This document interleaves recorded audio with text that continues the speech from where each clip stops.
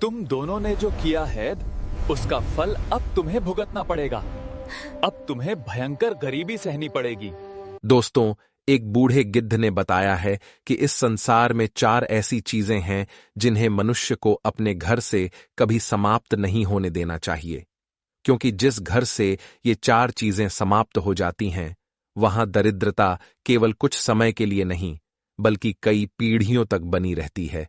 प्रिय मित्रों, हमारे सनातन धर्म की कथाओं में ऐसे अनेक गहरे रहस्य छिपे हुए हैं जो मनुष्य को जीवन जीने की सही दिशा दिखाते हैं। ये केवल कथाएं नहीं होती, बल्कि जीवन के अनुभव और ज्ञान से भरी हुई शिक्षाएं होती हैं।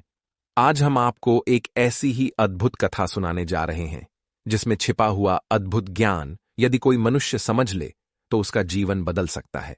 एक समय की बात है, कैलाश पर्वत पर भगवान शिव जी और माता पार्वती विराजमान थे। वातावरण अत्यंत शांत और पवित्र था। उसी समय माता पार्वती के मन में एक महत्वपूर्ण प्रश्न उत्पन्न हुआ और उन्होंने भगवान शिव जी से विनम्र स्वर में कहा, हे स्वामी, आपने सदैव संसार के कल्याण के लिए महान कार्य किए हैं। समुद्र मंथन के समय जब भयानक हलाहल विष निकला था, तब समस्त संसार में भय फैल गया था। उस समय आपने ही उस विष को अपने कंठ में धारण करके समस्त संसार की रक्षा की थी। हे प्रभु, उसी करुणा और कृपा को स्मरण करते हुए आज मैं आपसे एक प्रार्थना करना चाहती हूँ। यदि आपकी कृपा हो तो आप मुझे ऐसे 4 दिव्य ज्ञान बताइए जो मनुष्य के जीवन को सही मार्ग दिखा सकें।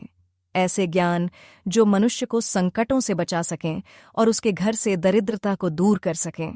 माता पार्वती की यह बात सुनकर भगवान शिव जी मुस्कुराए और शांत स्वर में बोले, हे देवी पार्वती, आपने आज जो प्रश्न पूछा है वह अत्यंत महत्वपूर्ण है। यह केवल एक व्यक्ति के लिए नहीं, बल्कि समस्त मानव जाति के लिए कल्याणकारी प्रश्न है। हे देवी, मैं आपके इस प्रश्न का उत्तर अवश्य दूंगा, परंतु इन बातों को सीधे बताने के बजाय मैं आपको एक कथा सुनाना चाहता हूं। इस कथा में जीवन का ऐसा गूढ़ ज्ञान छिपा हुआ है जिसे समझ लेने के बाद मनुष्य को स्वयं ही यह ज्ञात हो जाएगा कि वे 4 चीजें कौन सी हैं जिन्हें घर से कभी समाप्त नहीं होने देना चाहिए। भगवान शिव जी की यह बात सुनकर माता पार्वती प्रसन्न हो गईं और विनम्र स्वर में बोली, हे स्वामी, आपके मुख से निकली हुई हर कथा ज्ञान से भरी होती है, इसलिए आपके द्वारा सुनाई जाने वाली इस कथा को मैं आरंभ से लेकर अंत तक अवश्य सुनूंगी, क्योंकि ऐसी प्रेरणादायक कथा को भला कोई कैसे छोड़ सकता है। तब भगवान भोलेनाथ स्नेह भरी दृष्टि से माता पार्वती की ओर देखते हैं और कथा को आरंभ करते हुए कहते हैं, हे देवी पार्वती, प्राचीन काल की बात है। एक घने वन में एक बहुत ही विशाल और पुराना बरगद का पेड़ था। उस पेड़ की सबसे ऊंची डाली पर एक बूढ़ा और अनुभवी गिद्ध रहता था। उसने अपने जीवन में संसार के अनेक उतार चढ़ाव देखे थे, इसलिए सभी पक्षी उसे अपना गुरु मानते थे। एक दिन उसी पेड़ पर बैठा एक कौवा बड़े ही विनम्र भाव से अपने गुरु गिद्ध के पास आया और बोला, हे गुरुदेव, आज मैंने संसार में एक अजीब तमाशा देखा है। जो लोग दिन रात पाप करते हैं उनके घर धन से भरे रहते हैं, और जो धर्म के रास्ते पर चलते हैं वही दाने दाने को तरसते हैं। आखिर ऐसा क्यों होता है? क्या गरीबी कभी खत्म नहीं होती? क्या इंसान की किस्मत नहीं बदल सकती? कौवे की बात सुनकर बूढ़े गिद्ध ने कुछ क्षण अपनी आंखें बंद कीं और गंभीर स्वर में बोला, शिष्य, याद रखो, गरीबी केवल धन की कमी नहीं होती, बल्कि घर के संस्कारों की कमी होती है। जिस घर से ये 4 चीजें खत्म हो जाती हैं, वहां लक्ष्मी कभी नहीं ठहरती, चाहे वह घर सोने के महल जैसा ही क्यों ना हो। और जिस घर में ये 4 चीजें होती हैं, वहां 7 पुश्तों तक गरीबी नहीं आती। मैं तुम्हें एक कथा सुनाने जा रहा हूं, इसे ध्यानपूर्वक सुनो, तुम्हें सभी प्रश्नों का उत्तर मिल जाएगा। पक्षीराज गिद्ध ने कथा सुनाते हुए कहा, हे पीशुन, चंद्रपुर नाम का एक समृद्ध और प्रसिद्ध राज्य था। उस राज्य के एक छोटे से गांव में 2 भाई रहा करते थे। बड़े भाई का नाम था रघुनाथ और छोटे भाई का नाम था गोपीनाथ। कहने को तो दोनों एक ही मां की कोख से जन्मे थे, एक ही आंगन में खेलकर बड़े हुए थे और एक ही पिता का खून उनकी रगों में दौड़ता था। बचपन में दोनों ने साथ साथ खेला, साथ साथ हंसे और एक ही छत के नीचे पलकर बड़े हुए। लेकिन जैसे जैसे समय बीतता गया, दोनों के स्वभाव में इतना बड़ा अंतर आ गया कि मानो धरती और आसमान के बीच जितनी दूरी होती है, उतनी दूरी उनके विचारों और व्यवहार में भी आ गई हो। बड़ा भाई रघुनाथ अपने नाम के अनुसार ही व्यवहार करता था। धन और दौलत ही उसकी सबसे बड़ी पहचान बन चुकी थी। पूरे गांव में वह सबसे बड़ा सेठ माना जाता था। उसकी एक विशाल और भव्य हवेली थी, जिसकी ऊंची ऊंची दीवारें दूर से ही उसके वैभव का परिचय देती थीं। हवेली के बड़े बड़े दरवाजे हमेशा बंद रहते थे, मानो उसके भीतर रहने वाले लोगों के दिल भी उतने ही बंद हों। रघुनाथ के पास खेतों की लंबी चौड़ी जमीनें थीं, बड़े बड़े खलिहान थे और उसके आंगन में गाय भैंसों की कतार लगी रहती थी। अनाज से उसके गोदाम भरे रहते थे और धन की तो मानो कोई कमी ही नहीं थी।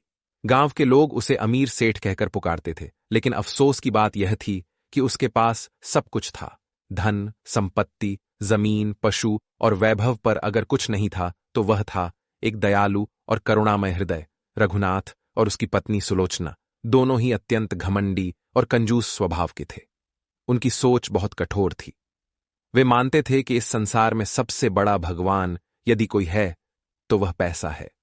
उनके लिए धन ही सब कुछ था और गरीब इंसान उनके लिए केवल पैरों की धूल के समान था।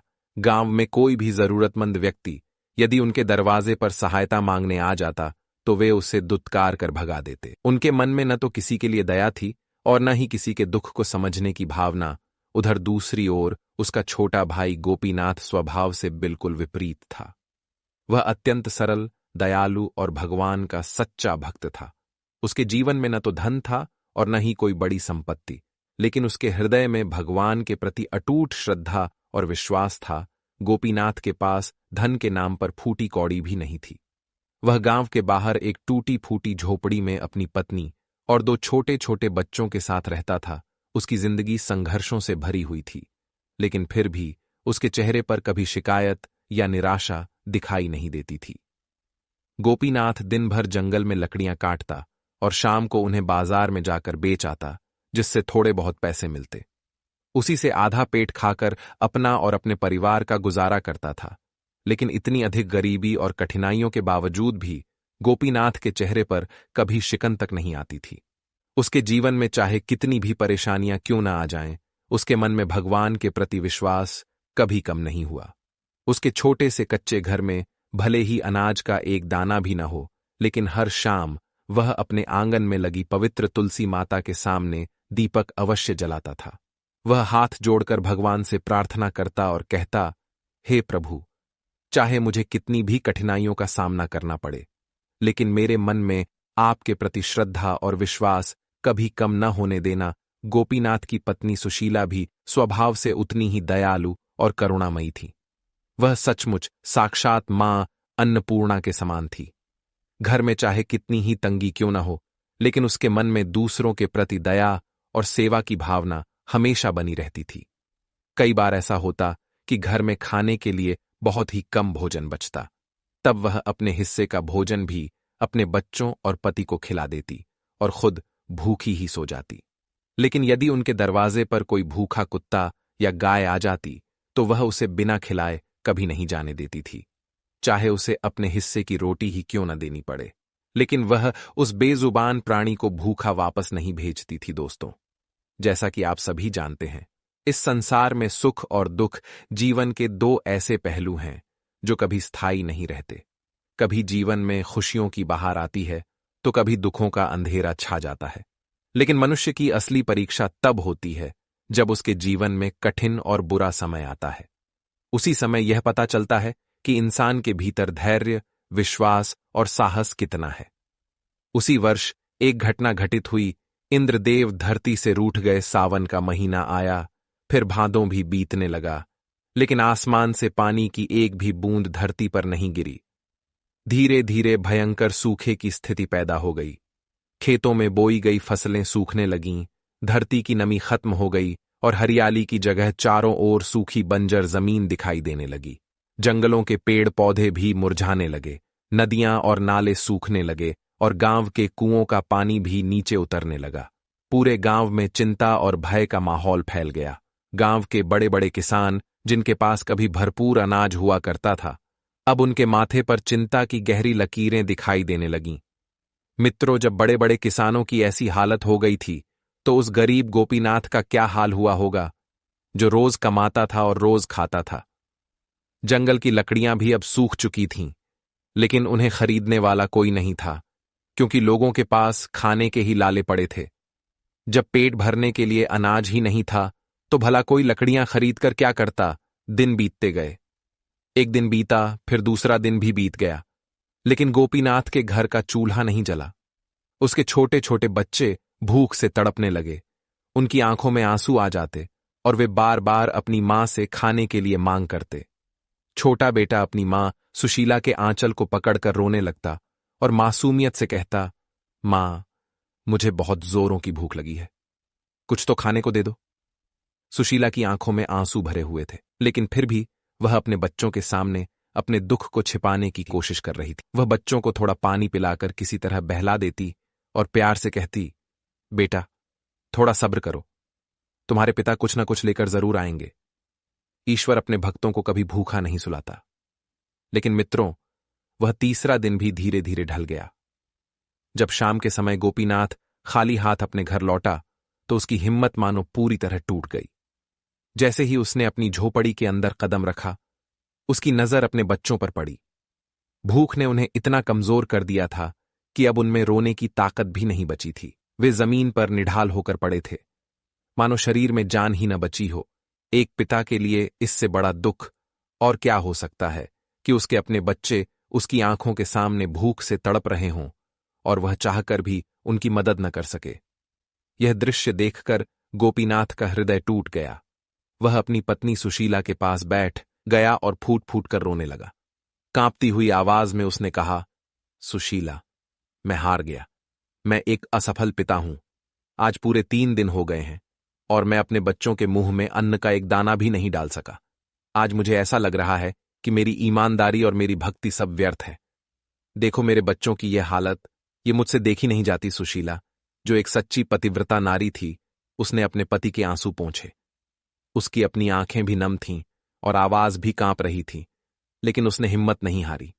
उसने शांत स्वर में अपने पति को समझाते हुए कहा, स्वामी, धीरज मत खोइए। विपत्तियां तो जीवन में आती जाती रहती हैं। आप क्यों नहीं अपने बड़े भाई रघुनाथ के पास जाते? वह तो इस गांव के सबसे अमीर सेठ हैं। उनके गोदाम तो हमेशा अनाज से भरे रहते हैं।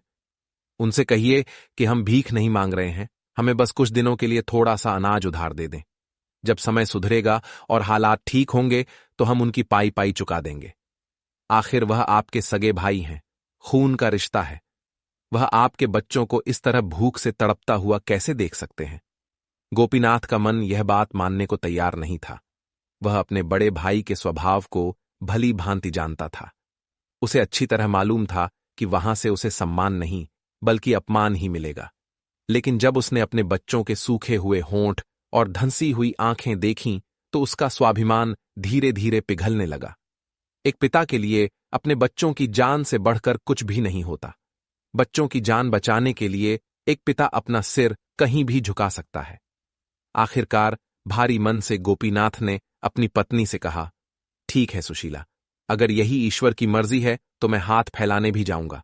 शायद मेरे भाई के दिल में थोड़ी सी दया अब भी बाकी हो। इतना कहकर वह अपनी झोपड़ी से बाहर निकल आया। उसके कदम डगमगा रहे थे।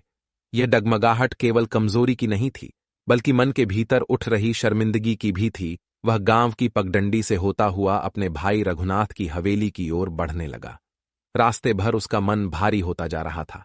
हर कदम के साथ उसे ऐसा लग रहा था मानो उसका आत्मसम्मान उससे दूर होता जा रहा हो। कुछ ही देर में वह हवेली के बाहर पहुंच गया।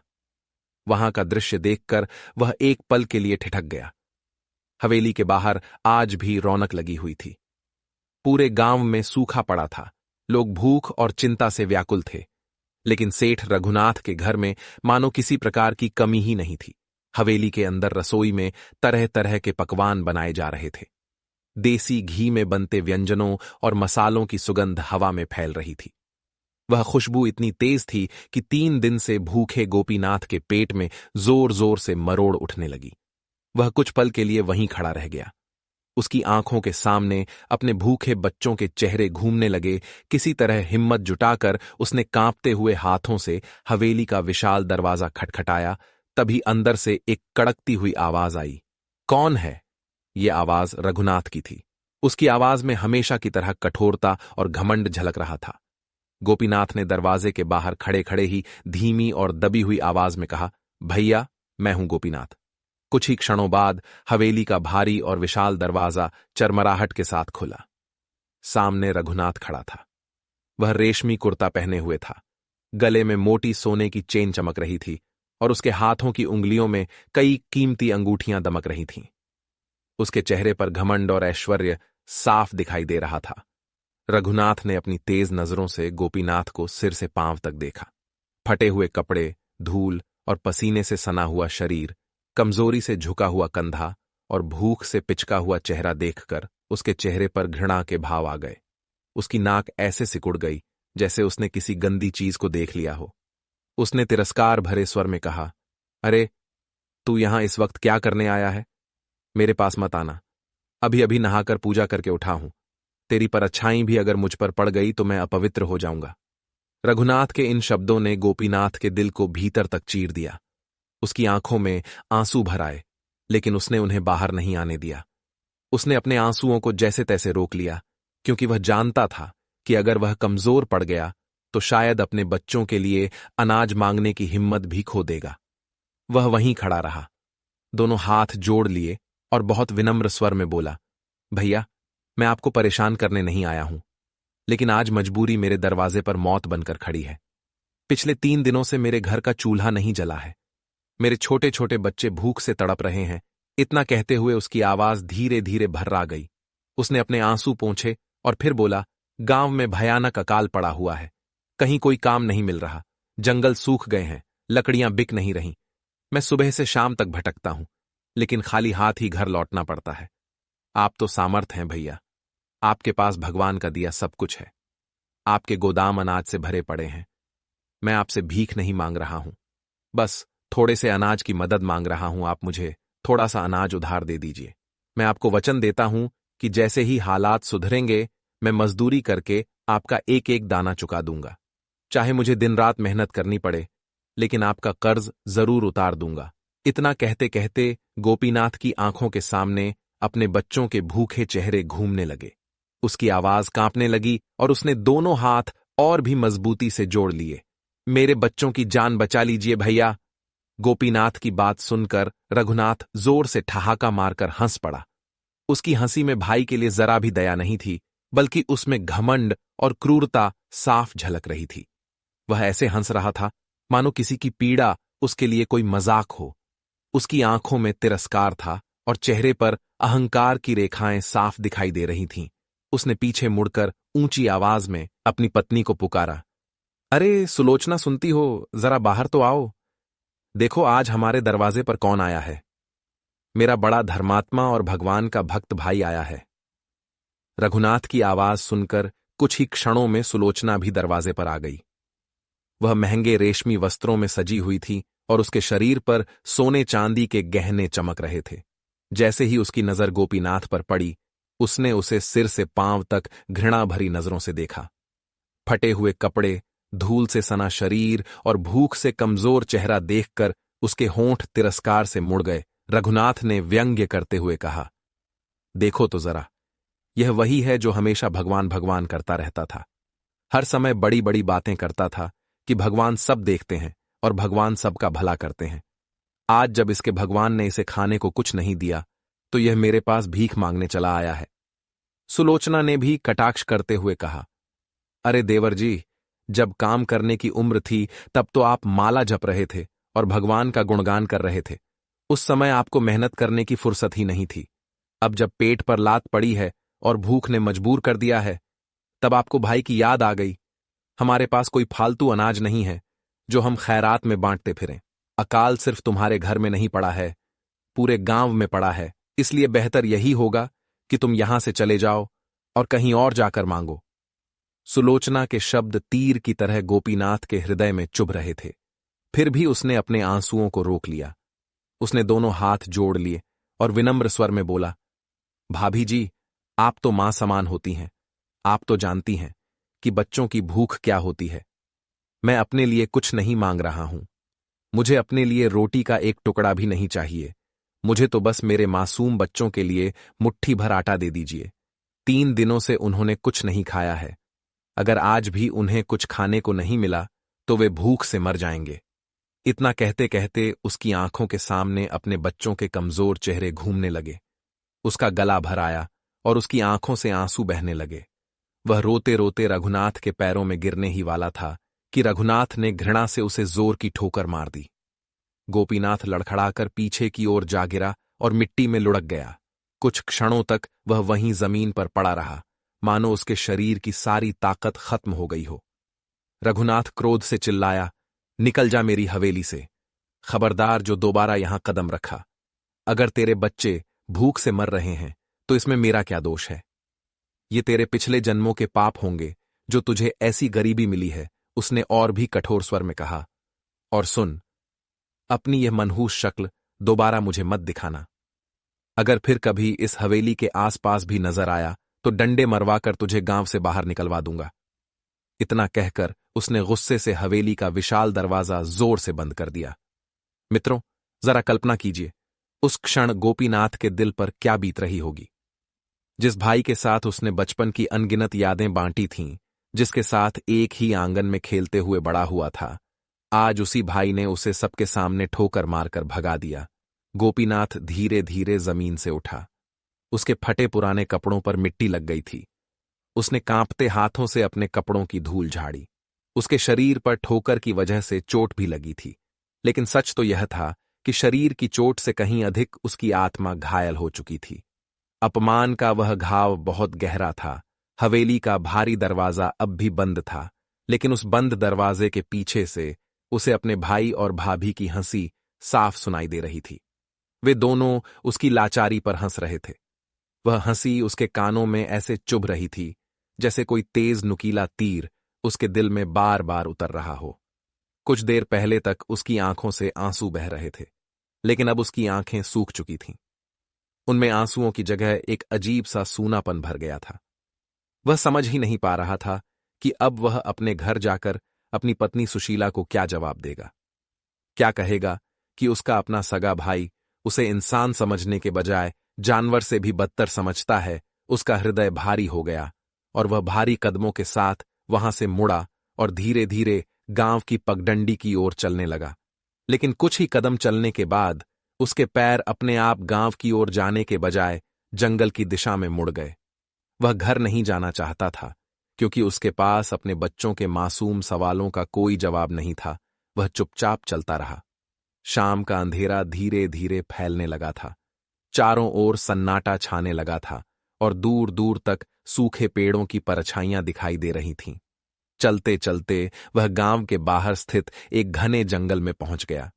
उस जंगल के बीचों बीच एक बहुत पुराना मंदिर था, जो अब लगभग खंडहर बन चुका था। उसकी दीवारें टूट चुकी थीं, छत का कुछ हिस्सा गिर चुका था और आसपास जंगली झाड़ियां उग आई थीं।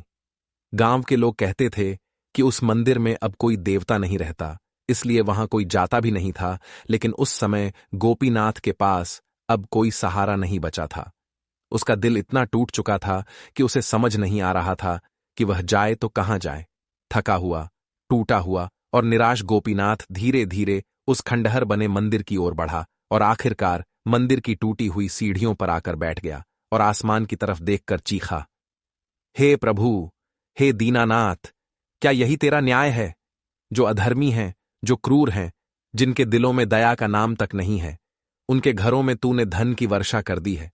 और जो तेरे नाम का स्मरण करते हैं, जो तुझ पर विश्वास रखते हैं, वही भूख और दुख से तड़प रहे हैं। प्रभु, अगर आज मेरे बच्चे भूख से मर गए तो मैं मान लूंगा कि इस संसार में भगवान नाम की कोई शक्ति नहीं होती। आज तुझे फैसला करना होगा, या तो मेरी यह गरीबी मिटा दे या फिर मेरी जीवन लीला ही समाप्त कर दे। इतना कहते कहते गोपीनाथ की आंखों से आंसू लगातार बहने लगे। उसका शरीर भूख और थकान से बिल्कुल निढाल हो चुका था। वह रोते रोते वहीं मंदिर की ठंडी पत्थर की सीढ़ियों पर लेट गया। उसके भीतर अब इतनी भी शक्ति नहीं बची थी कि वह बैठा रह सके। धीरे धीरे उसकी आंखें बंद होने लगीं। उसे यह बिल्कुल भी पता नहीं था कि नियति ने उसके लिए क्या लिखा है। उसे यह भी नहीं मालूम था कि उसका यह विलाप और उसकी यह करुण पुकार ब्रह्मांड की किसी अदृश्य शक्ति तक पहुंच चुकी है।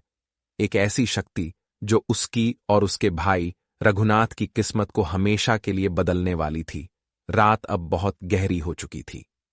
चारों ओर ऐसा सन्नाटा छाया हुआ था कि सूखे पत्तों के खड़खड़ाने की हल्की सी आवाज भी डरावनी लग रही थी। ठंडी हवा जंगल के पेड़ों के बीच से गुजर रही थी और वातावरण में एक अजीब सा रहस्य और भय भर गया था। तभी उस घने अंधेरे में एक विचित्र घटना घटी। पास की झाड़ियों में अचानक हल्की सी सरसराहट हुई, मानो कोई वहां से गुजर रहा हो। क्या वह कोई जंगली जानवर था या फिर कोई और? गोपीनाथ आधी बेहोशी की हालत में पड़ा हुआ था। तभी उसे महसूस हुआ कि किसी ने बहुत ही कोमलता और स्नेह के साथ उसके सिर पर हाथ रखा है। वह स्पर्श बड़ा ही शांत और सुकून देने वाला था। ऐसा लग रहा था जैसे उस हाथ में मां की ममता और पिता की सुरक्षा का आशीर्वाद एक साथ समाया हुआ हो। गोपीनाथ ने बड़ी मुश्किल से अपनी आंखें खोलीं। कमजोरी के कारण उसकी पलकों पर भारीपन था। फिर भी उसने धीरे धीरे अपनी आंखें पूरी तरह खोलने की कोशिश की। गोपीनाथ ने जब अपनी आंखें पूरी तरह से खोलीं तो उसकी आंखें विस्मय से फैल गईं।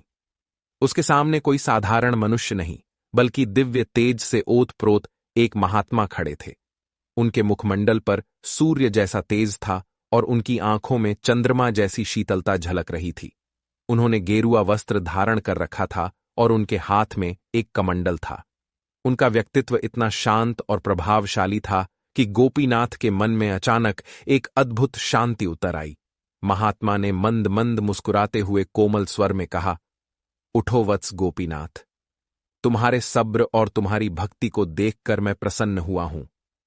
जो मनुष्य विपत्ति के समय भी अधर्म का मार्ग नहीं अपनाता और अपने धर्म से नहीं डिगता, उसके जीवन में ईश्वर स्वयं मार्गदर्शक बनकर आते हैं।